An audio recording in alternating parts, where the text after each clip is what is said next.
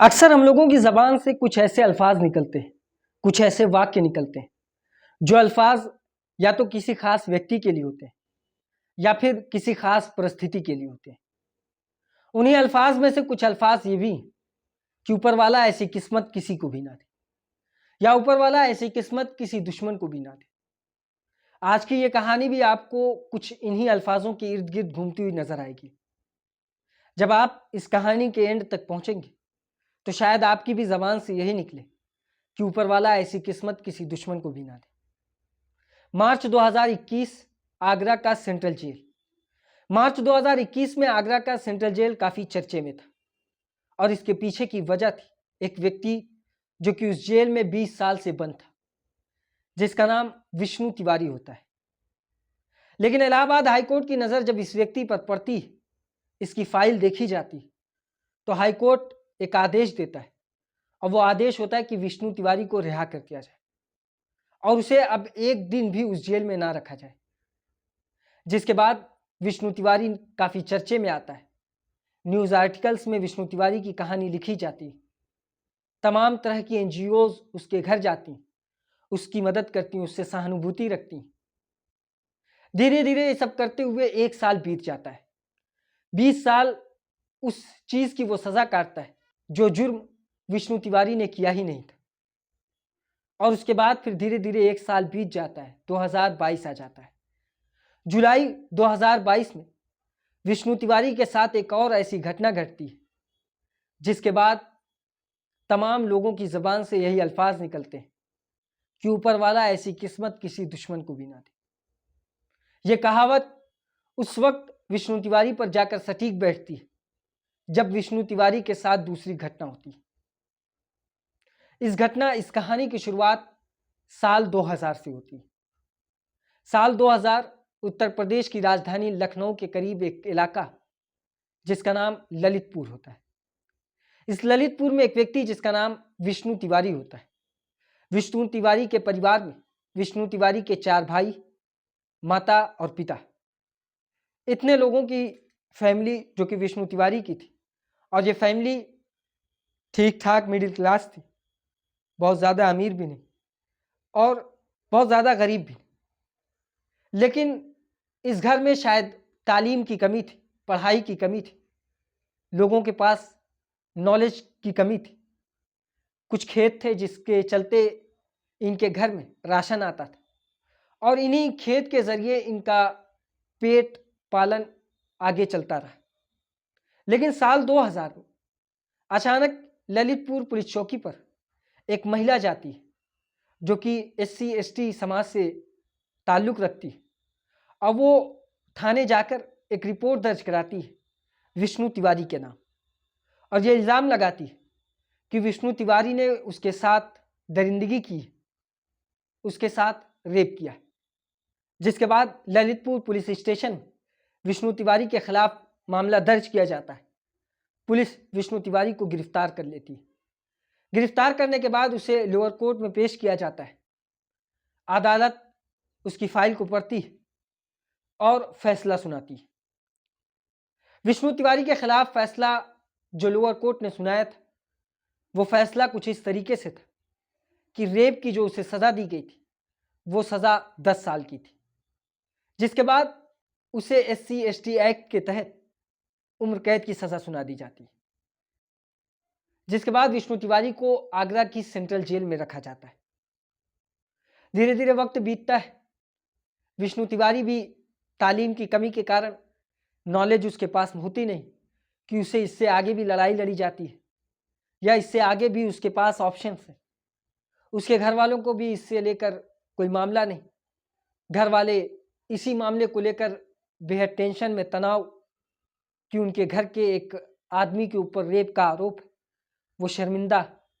और इसी शर्मिंदगी के कारण विष्णु तिवारी के जो पिता थे उनको लकवा मार देता है और लकवा मारने के कारण कुछ दिन के बाद विष्णु तिवारी के पिता की भी मौत हो जाती है।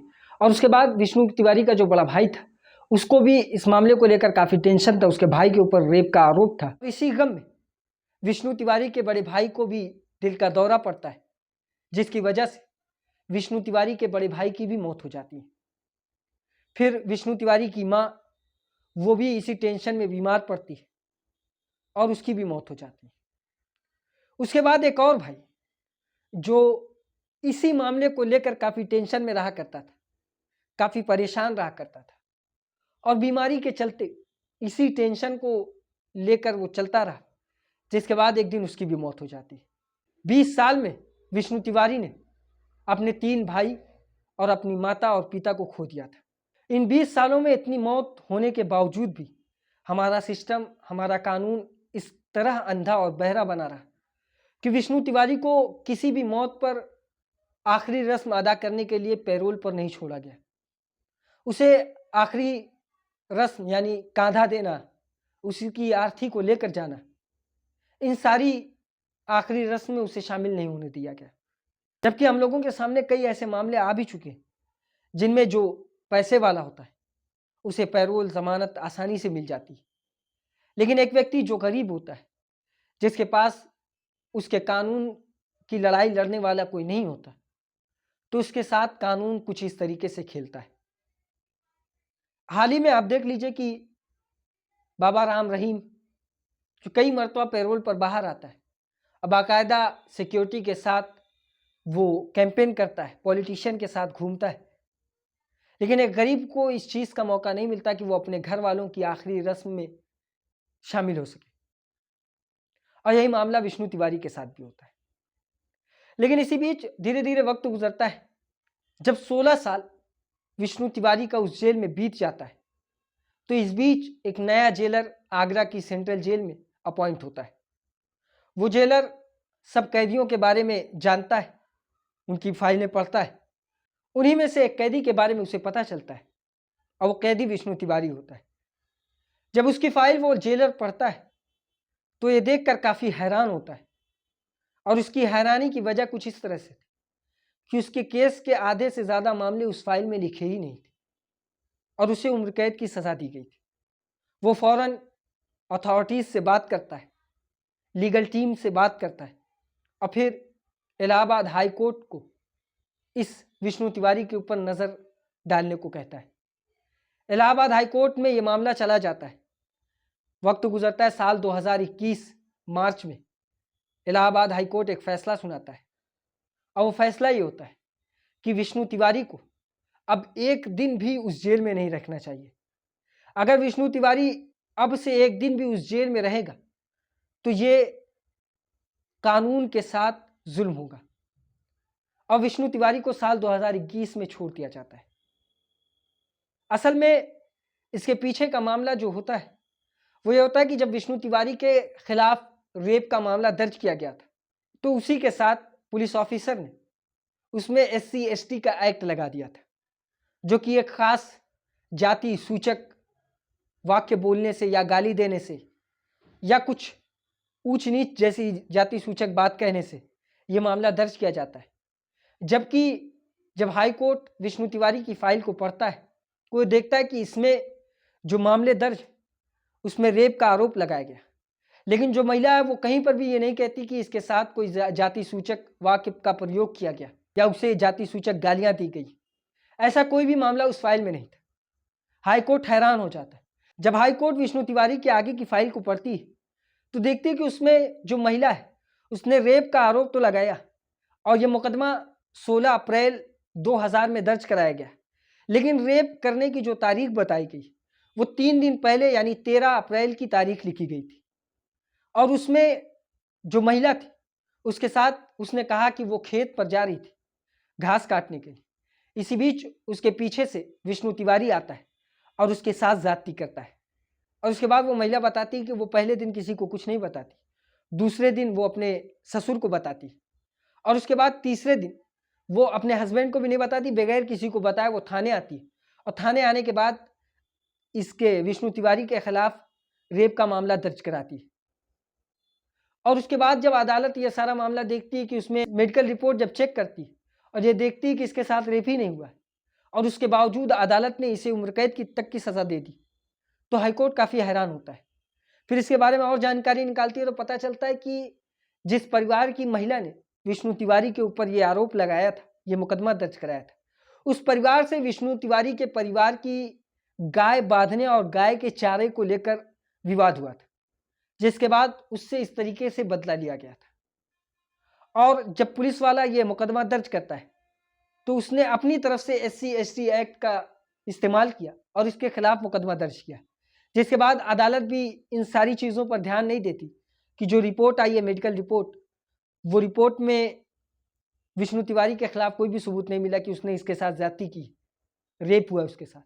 और बाकी का भी जो मामला सामने आया था वो सारी चीज़ों को नज़रअंदाज करते हुए लोअर कोर्ट ने इसे रेप के मामले में 10 साल की सज़ा सुनाता है और SC/ST एक्ट के तहत उसे उम्र कैद की सज़ा सुना देता है, जिसके बाद 20 साल तक वो आगरा की सेंट्रल जेल में बंद रहता है। जब नया जेलर आता है वो उसकी फाइल को पढ़ता है, वो NGOs और इस तरीके की लीगल टीम को संपर्क करता है, जिसके बाद फिर हाई कोर्ट ने फैसला सुनाया और फैसला सुनाने के बाद फिर उसे जेल से छोड़ा जाता है। साल 2021 में मार्च में विष्णु तिवारी को जेल से रिहा कर दिया जाता है। जेल से छूटने के बाद विष्णु तिवारी अपने घर आता है। घर आने के बाद तमाम तरह के न्यूज़ चैनल के लोग और जो NGOs होती हैं वो आती हैं, विष्णु तिवारी से बातचीत करती हैं, उसकी मदद करती हैं, कुछ उसे सहायता राशि भी देते हैं, क्योंकि उसकी ज़िंदगी 20 साल की वहाँ पर ख़त्म हो चुकी थी। इस तरह से उसकी हेल्प करती, काफ़ी पैसा भी दिया करती उसको। विष्णु तिवारी धीरे धीरे इसी तरह से कुछ वक्त बीताया, लगभग साल भर बीत जाता है। साल भर बीतने के बाद विष्णु तिवारी के एक रिलेटिव ने विष्णु तिवारी से अब शादी करने के लिए कहा कि हो गया जो तुम 20 साल तक अपनी ज़िंदगी जेल में गुजार दी, छोड़ो, अब उस बात को ख़त्म करो। और इधर विष्णु तिवारी की तारीफ एक इस मामले में भी की जा सकती कि विष्णु तिवारी जेल में उस माहौल में रहा जहां चारों तरफ उसके साथ क्रिमिनल्स थे, लेकिन जेल से छूटने के बाद भी वो उसने अपने अंदर उन सभी चीज़ों का असर नहीं आने दिया जिस माहौल में वो पल रहा था, यानी जिस माहौल में वो 20 साल गुजार दिया था। वो शराफत से जेल से बाहर निकलता है, सब काम सही से करता है और 1 साल के बाद रिश्तेदार के कहने पर शादी करने के लिए वो राज़ी हो जाता है। विष्णु तिवारी के रिलेटिव यानी जो जानने वाले थे, उन्होंने शादी के लिए उसे एक तस्वीर दिखाई और कहा कि इस तरीके की लड़की है, इससे मिल लो और इससे तुम शादी कर लो। फिर पता चलता है, उस लड़की के बारे में पता लगाया जाता है, तो पता चलता है कि लड़की मध्य प्रदेश के एक इलाके की है जिसका नाम राजकुमारी है और इसी से विष्णु तिवारी शादी करना चाह रहा है। बात इधर से उधर लेकर जाई गई, बात चली जाती है, फिर धीरे धीरे वो लोग भी राज़ी हो जाते हैं, विष्णु तिवारी से सारी शर्त और जो कुछ था वो सब कुछ रख लेते हैं कि हमारे यहाँ एक रिवाज है, दहेज का मामला हमारे यहाँ है नहीं, हमारे यहाँ मामला ये है कि लड़का ही लड़की को कुछ राशि देता है, कुछ अमाउंट देता है और वो तुम्हें देना पड़ेगा, वो अमाउंट 1 लाख रुपए। और ऐसी कई रिवाज हमारे भारत में अलग अलग एरियो में, अलग अलग इलाकों में, प्रदेशों में ये रिवाज है। उसी के चलते लगभग 1 लाख रुपए की ये शर्त रखी गई कि लड़के वाले लड़की को देंगे और उसके बाद फिर शादी में इस तरीके के जेवरात और ये सारी चीज़ें होंगी। लड़का राज़ी हो जाता है। राज़ी होने के बाद अब शादी की तारीख रखी जाती है, शादी की तारीख भी रख दी गई। अब शादी का दिन आ चुका था। विष्णु तिवारी 1 लाख रुपया वो राशि जो उस लड़की को देना था वो पहले ही दे चुका था और उसके बाद शादी की जो तारीख आती, विष्णु तिवारी मध्य प्रदेश के उसके इलाके में जाता है। वहाँ की एक मंदिर में विष्णु तिवारी और राजकुमारी की शादी होती। शादी के बाद विष्णु तिवारी वहाँ से विदाई लेता है, वापस अपने घर आता है। घर आने के बाद एक रात बीतती है, जब सुबह होती, सुबह विष्णु तिवारी घर से बाहर निकलता है और कहता है कि उसे कुछ लोगों का पैसा देना है, तुम्हारे पिता का भी और पंडित का भी कुछ पैसा देना है, वो पैसा देकर वो वापस आएगा। जिसके बाद उसकी पत्नी राजकुमारी उससे कहती है कि तुम अगर वहाँ पर जा ही रहे हो तो तुम मुझे भी साथ लेकर चलो, मैं घर में अकेले बोर होंगी, मैं भी चल के मिल लूँगी उन लोगों से। और इधर विष्णु तिवारी ने अपनी पत्नी के लिए काफ़ी जेवरात, 50,000 के जेवरात, बाकी कुछ कैश, ये सारी चीज़ें पहले से रख रखी थी। जिसके बाद विष्णु तिवारी अपनी पत्नी को अपने साथ लेकर जाता है और उसके बाद जहाँ से उसे गाड़ी पकड़नी, उस स्टेशन पर जाता है, बस स्टेशन पर, वहाँ पर ये दोनों बैठते हैं।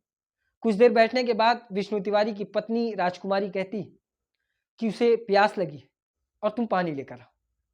विष्णु तिवारी वहाँ से उठता है, कुछ दूर जाकर पानी की बोतल खरीदने के लिए जाता है और वो इधर पानी की बोतल खरीद कर जब वापस आता है तो देखता है कि उसकी पत्नी राजकुमारी उस जगह से गायब है। वो पहले काफ़ी परेशान होता है, इधर उधर खोजता है। खोजबीन करने के बाद वो घर आता है, उन सारे लोगों से संपर्क करता है जिनके ज़रिए शादी लगी थी, उसके घर वालों से संपर्क करता है। लेकिन अब विष्णु तिवारी का कोई भी कॉन्टैक्ट उसके घर वालों से नहीं हो रहा था। वो काफ़ी परेशान होता है, इधर उधर घूमता है, भटकता है, जिसके बाद उसे इस बात का एहसास होता है कि वो लुटेरी दुल्हन के हत्या चढ़ चुका था। ये शादी कोई सीरियस शादी थी ही नहीं, उसके साथ फ्रॉड किया गया। लुटेरी दुल्हन का पूरा एक ग्रुप उसकी जिंदगी के साथ खेल चुका था। यह दूसरी मर्तबा था जब विष्णु तिवारी के साथ किस्मत ने दोबारा एक खेल खेला था, और वो खेल ये था कि विष्णु तिवारी के साथ फ्रॉड हुआ। वो अपने घर गया तो देखा कि जो वो अपनी पत्नी के लिए 50,000 का जेवर बनवा कर रखा हुआ, वो जेवर, कुछ कैश और वो 1 लाख रुपए जो उसने पहले ही दे रखे थे, ये सारी चीज़ें उसकी पत्नी राजकुमारी, जो कि एक फ्रॉड दुल्हन थी, लुटेरी दुल्हन, लेकर फरार हो चुकी है। जिसके बाद वो ये प्लान करता है, वो ये सोचता है कि वो इस पे खामोश नहीं बैठेगा। वो पुलिस के पास जाता है और इस गिरोह के, इस ग्रुप के खिलाफ मुकदमा दर्ज कराता है। यह दूसरी मर्तबा था जब विष्णु तिवारी के साथ किस्मत ने खेल खेला था, और तब सबकी जुबान पर ये अल्फाज, ये वाक्य जारी हो चुके थे कि ऊपर वाला किसी दुश्मन को भी ऐसी किस्मत ना दे। ये गिरोह कुछ इस तरीके से लोगों को निशाना बनाते जिनकी उम्र ज़्यादा हो चुकी हो, शादी नहीं हो रही हो, किसी तरीके का कुछ ऐब हो।